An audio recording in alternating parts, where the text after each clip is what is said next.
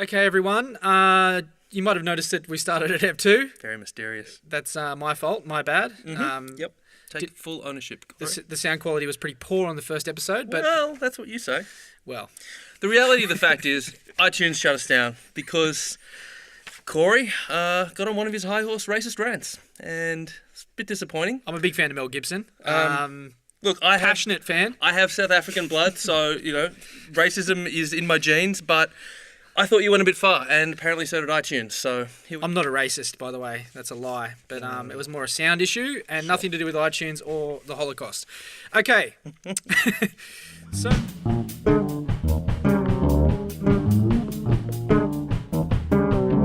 Hey everyone, welcome to the Brown Carpet Podcast, the podcast where we take two weird news stories and turn them into shitty movie pictures. Then what happens, Josh? Well, then you jump on Facebook or Twitter, and there'll be a poll there pinned to the top of the page, and you can vote for the one that you feel should be brown lit. You can find us on Facebook at the Brown Carpet Pod, or on Twitter at Brown Carpet Pod. And then once we tally the votes on both Facebook and Twitter, we get our lovely friend Bern to make a poster for the Movie winner. poster for the winner, and it's going to be a thing of beauty, I imagine. I can't wait. With Bernard's talents. Yeah. On board. I can't wait to see my movies get made. That's unlikely to happen, mate. That's unlikely. Cool. All right, let's get into the show. Yeah. I have come here to chew bubblegum and kick ass. He jumped over 3 linebackers in midair, sprouted inwards like a gazelle. No one laughs at a master of quack fool. Real nice. Many have died from starvation due to the difficulty of finding enough food, such as seals. Shut up. No more Mr. Nice Duck. That's it. Right, Mr. Sitz?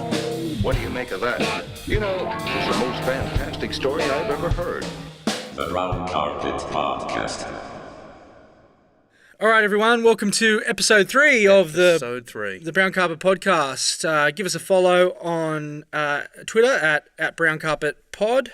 Or check us out on Instagram, The Brown Carpet. We're going to be throwing up some of the mock posters, some fan art, some photos of...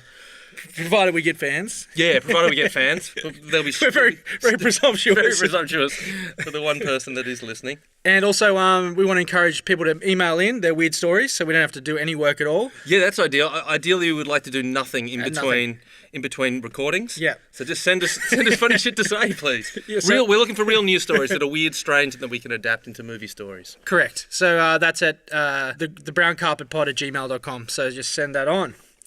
All right. So should we Paper, rock, scissors. paper, rock, Who goes scissors? first? Keep this tradition going? I think I'm on a two-week streak of winning. Well, So- I edit it so I can swap it around. You weak man. No, All right, here we no. go. 1, 2, 3. Every time. You Yes. go to the paper. I won I that won. one. No. You threw paper. I threw scissors. Oh, you did too. Fuck. You dumb shit. All right, you go. That's 3 in a row. Jesus Christ. Okay, so my news story is a homegrown this week. I'm pretty excited about it. Ooh. I'm going to do a shout out to Damo Stacey. He was the fella that found this, and appropriately enough, he was taking a shit when he found it. He found it on the toilet, scrolling away. So the headline of this story is: Man who cut off 52-year-old's testicle in Port Macquarie motel room was just trying to help. How is that helpful? Well, wait, mate. There's a story to go Oh, along with it. hit me. A man who unlawfully removed another man's testicle. I feel like unlawfully is not needed in that sentence. It's No. like, a man who unlawfully removed another man's testicle as part of an amateur gender reassignment surgery in a motel room on the New South Wales mid-north coast has avoided a jail term. Lucky. Alan George Matthews, 58, appeared in the Port Macquarie District Court on Friday, where he was placed on a 5-year good behaviour bond. Matthews had earlier pleaded guilty to a string of charges, including reckless, grievous bodily harm. In May of 2016, Matthews' then 52-year-old victim attending a Port Macquarie motel room after posting an advertisement on social media requesting assistance with a medical issue. It's a nice way of saying he wanted his nuts off. The court heard the victim was seeking a gender reassignment from male to female. Matthews responded that he was medically trained, they put medically trained in inverted commas, medically trained and had extensive medical kit and was happy to help and assist with your pathway. Had a knife, basically. Pretty much. Had a knife. I've seen a YouTube tutorial. More than 10 days after the procedure, the victim attended a medical centre where the doctor noticed an unqualified doctor had performed the procedure. The victim underwent surgery at Port Macquarie Base Hospital, And later last year, Matthews was arrested and charged and admitted he had no medical qualifications. So that's great. That's the seed. I can't wait to see what this movie's going to be. So my adaptation, I've gone a little left field with this one. Yep. The title is "Don't Try This at Home!" ! The musical. Oh, musical. I've gone musical. I feel like we need to explore all genres. No, I really like Okay, cool. Yep. So this is the story of Roger, the amateur gender reassignment surgeon. Roger is to be played by Jason Alexander, George from Seinfeld. Oh, great. Who I reckon would be a perfect fit as a well-meaning but bumbling doofus, but he can also sing and dance his ass off. Yeah. Yeah. Throughout the film, the story is told in a series of reinterpretations of classic songs. We follow Roger as he yearns to help the world, but lacks the skill, coordination, focus, and intelligence to do so. In the opening scene, we see Roger as a young boy, already chubby. It's his birthday, and he receives a large rectangular gift from his parents. Cameo roles by Nick Offerman and Megan Mullally. Mullally? Is that how you say that? Mullally, yeah, that's Mullally. right. Yeah. I never know how to stop Mullally. He rips it open, and it's the board game Operation. He's mega excited, and it sparks the first song of the film. It's Coldplay's Fix You, but it's reimagined as a Justin Bieber-style pop song, performed by a little fat kid, with all the other kids at the party as backup dancers. All right, so then we flash forward to Roger in med school, attempting to perform an autopsy on a cadaver. He's making a horrible mess of it. He's dropping organs, sneezing into the open wound, and slip-sliding around in the blood. The teacher steps in and stops him, asking him to leave the classroom. On his way out, he begins to sing David Bowie's Under Pressure, but in the style of an Eminem white boy rap. Oh, nice. Pretty soon he's booted out of med school and he sinks into a deep depression. Dark days on the couch watching reruns of ER. He's smoking way too much weed and he hallucinates that he's the lead singer of a Norwegian black metal band where we are treated to a heavy metal rendition of Simon and Garfunkel's The Sound of Silence. Oh, that's good. So when Roger is finally at his lowest ebb, there's a knock at the door, and it's Donnie. His dumb but loyal, no-nonsense, alcoholic best mate, played by Danny McBride. Donnie has a case of beer over his shoulder and he won't take no for an answer. They're getting shit-faced and they're going to get over this bullshit. Donnie wants to be Donna. Is that right? Don't jump ahead, mate. Don't jump ahead. Sorry. Okay, a few beers later, Donnie drags Roger out of the house and they begin an epic pub crawl while singing The Boys Are Back in Town by Thin Lizzy. At the end of the night, they're lying on a roof of Donnie's Mustang, parked on the edge of a cliff, overlooking the twinkling lights of the town below them. It's close to sunrise, and this is the hour of truth. They're spilling their guts to one another, their deepest, darkest fears and dreams. And here we go, you got ahead of me, you prick. Donnie drops the drunken bombshell of a lifetime. He's always identified as a woman trapped in a man's body. All of his swaggering machismo bullshit is just a deflection from his true self, which leads us into a tear-jerking, heartfelt rendition of Never Been to Me by Charlene. You might remember that from Priscilla, Queen of the Desert. I do. It's a beautiful song. The soulful solo song and dance complete, Donnie turns to Roger. This is the moment Roger has waited for all his life, and he launches into a reprisal of the earlier song, but this time a faithful rendition of Coldplay's Fix You. The song stretches across a montage and takes us from the Mustang at night to the library as Roger researches the delicate art of gender reassignment, the hardware store as he purchases some tools and supplies, to the Lazy Bones Motel as he and Donnie enter and prep the room for the operation. Donnie swigs a bottle of whiskey. Roger lays out his makeshift medical implements. As the operation begins, Donnie sings Bette Midler's You Are the Wind Beneath My Wings as Roger clumsily removes his testicles with a set of knitting scissors. This scene is very gory and incredibly fucked up on many levels. Knitting scissors? Knitting scissors. Jesus Christ. Yeah. You got to work with what you got. The next morning, they wake up in the motel room. Donnie on the blood-soaked single bed, Roger in the reading chair, scissors still dangling from his finger. Donnie immediately knows something is horribly wrong. He bursts into a punk version of the Jerry Lee Lewis classic Great Balls of Fire. Over the course of the song, they hobble to Donnie's Mustang and Roger speeds through peak hour morning traffic to the emergency room. The song ends as Donnie is wheeled away in a stretcher, giving a final thumbs up as he disappears, and Roger is left in the waiting room, his head in his hands. When he looks up, the cops are there. He's under arrest. The final number... man. Yeah, I know. Well, wait, it's not all bad at the end. The final number is performed by Roger in jail, with his fellow prisoners as his synchronised backup dancers. It's a big finish, the massive Broadway spectacle version of Elvis Presley's Jailhouse Rock. Yeah, nice. So we end on an up. That's great. Feel good. Yeah. And I got a poster tagline for it. Yeah, hit me. One man's nut allergy is another man's dream come true. That's my shit. I think I want these musical numbers to be really spectacular. Yeah. So I want to throw a lot of money at this one. I'm thinking it's about $30 million budge on that one. Yeah, I mean, I see that outdoing the Book of Mormon. Oh, really? Yeah. On Broadway? Yeah. Oh, I see it on Broadway. Okay, I see that on Broadway as well. Nice. Oh, I hadn't even considered that Yeah? possibility. Yeah, well, you should think about it. 'Cause it's I good. will. That's great. I mean, so who's in it? Jason Alexander is. Jason Alexander and Danny McBride. They're our two main leads. We're Yeah. pretty much with them the majority, except when he's a fat little kid. And then I was thinking, like, the kid from Stranger Hey Dad? Things. No, what's the fucking Oh, Arthur MacArthur Arthur McCarthy from Hey Dad. Yeah. Is it Hey Dad? Yeah. Yeah. Okay. Yeah. Yeah, so pretty much the whole thing is played out by Danny McBride and Yep. Jason Alexander, except when he's a little kid. And so I'm thinking, the fat kid from Hey Dad, something like that. Today's version of that. And I guess we don't need to talk about soundtrack because it's a musical. It's all embedded, mate. It's all embedded. Wow, man, that Original tracks. That's great. Thanks, brother. Yeah. Appreciate it. I'm pretty proud of that one. That's really good. And I'd like to shout out Damo again for that shit that led me Damien to that, Stacey, to that beautiful story. work. Thanks, brother. And the tears come streaming down your face when you lose something you can't replace.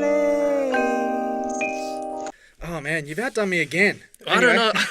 I'm looking at your headline and I'm thinking maybe you've got something pretty awesome. All right, so this is I'm back with animals again, which is a theme for our podcast. Yeah, no, I'm feeling the theme. And cocaine as well. So my headline is Cocaine. my headline is diaper wearing monkey attacks Walmart employee in parking lot.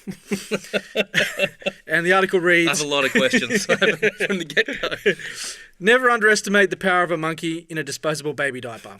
In a Walmart parking lot in Lancaster, Ohio, on Sunday, a pet monkey wearing a diaper escaped from a parked recreational vehicle. A Walmart employee proceeded to try and corral the monkey near the carts, only to be attacked.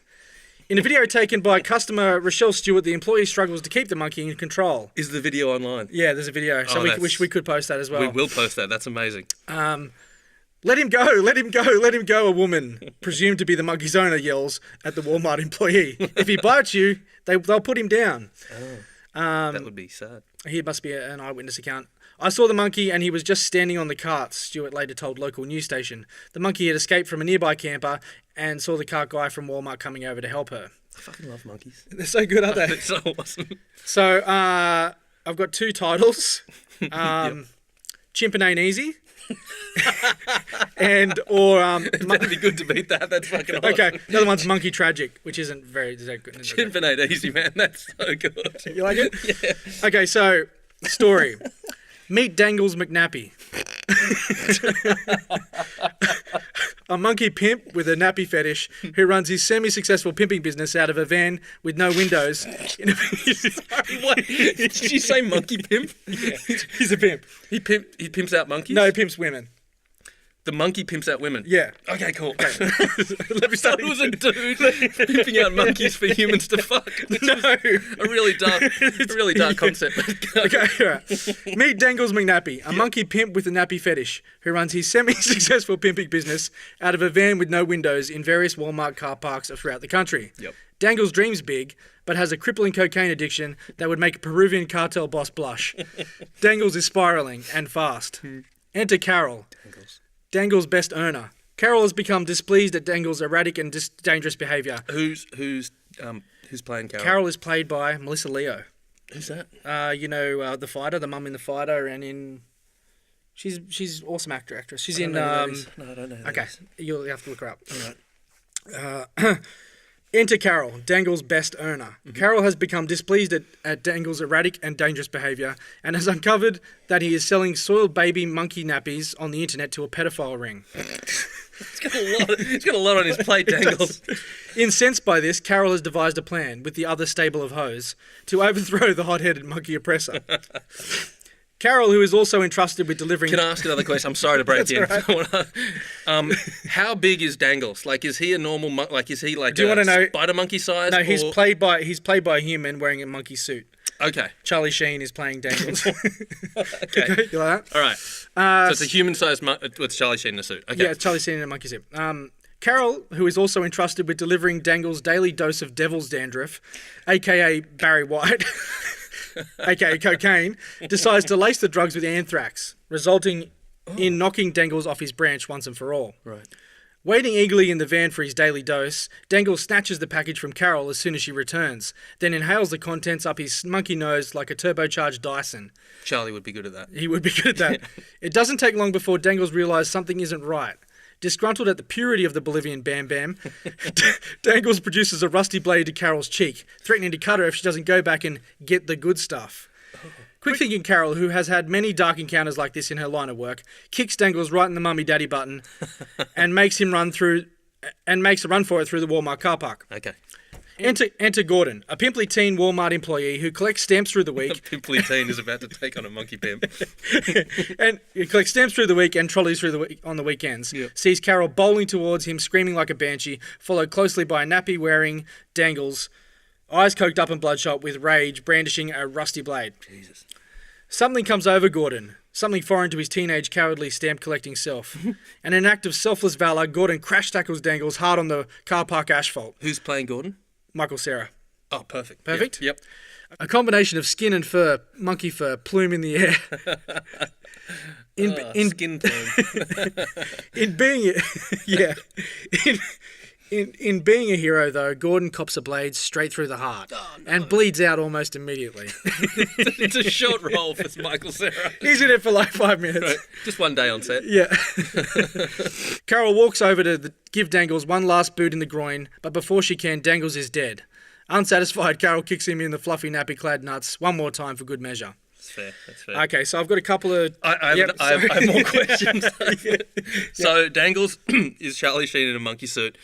In the film, are people aware that it's human wearing a monkey suit, or is the understanding that it's a monkey? It's a hyper-real monkey suit. Like, it's really good. So this is kind of like an art film, because he's a human-sized monkey. Yeah. So you don't know whether they're actually, like, he's supposed to be a monkey, or... You don't know. Are there other monkeys in this world? No. No, it's just him. Just him. Okay, cool. Proceed. So the tagline is, I've got a couple. Yeah. The first one is, he's one funked up chimp. Hang on. He's one funked up chimp and he's dangling by a thread. Oh, yeah. And on the Dangles. Mo monkey, mo problems. Is another one. That's good. That's good. And last one. And it works with Chimpin ain't easy. Yeah. It's good. And the last one is drugs, nappies, hoes. It's monkey business and business is good. Oh, they're both good, those last two. So, yeah, just to go over the cast. Charlie Sheen is Dangles. Sure. Dangles really isn't the lead. It's Melissa Leo is Carol. It's Carol's story. Carol's story. Yeah. Michael Cera is Gordon. Mm-hmm. And I reckon about 10 million to do it. Oh, of course, he's just in a suit. Because I was thinking CGI, but suit. just got to buy a good suit. Yeah. Yep. And what was the soundtrack? And the music, I was thinking Biggie Smalls. Smalls. But disco, but... What about the Arctic Monkeys? Wouldn't that be a better fit? That would be the best fit. So Arctic Monkeys... But you're going to acquiesce to that straight away? But no, how about the Arctic Monkeys doing Biggie Small tracks? In disco form. Yes. Yes. Perfect. That's great. All right.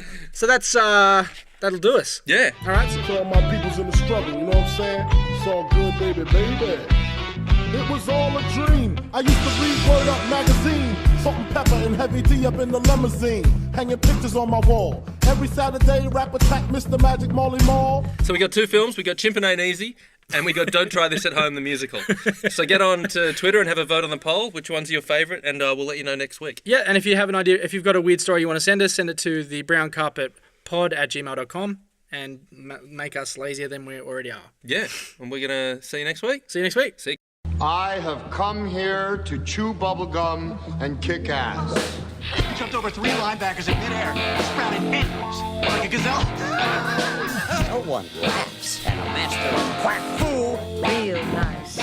Many have died from starvation due to the difficulty of finding enough food, such as seals. Shut up. No more Mr. Nice Duck. That's it. Right, Mr. Sitz? What do you make of that? You know, it's the most fantastic story I've ever heard. The Brown Carpet Podcast.